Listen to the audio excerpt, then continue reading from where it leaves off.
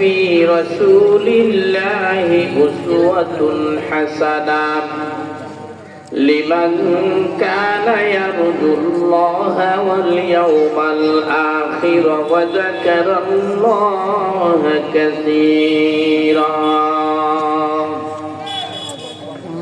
وقال النبي صلى الله عليه وسلم كل أمتي يدخلون الجنة إلا من أبى.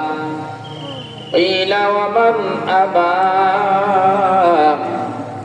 قال من أطاعني دخل الجنة ومن عصاني فقد أبى، أو كما قال النبي عليه الصلاة والسلام.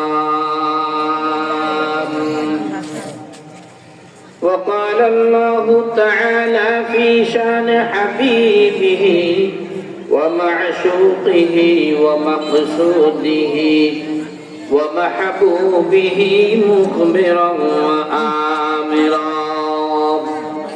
إن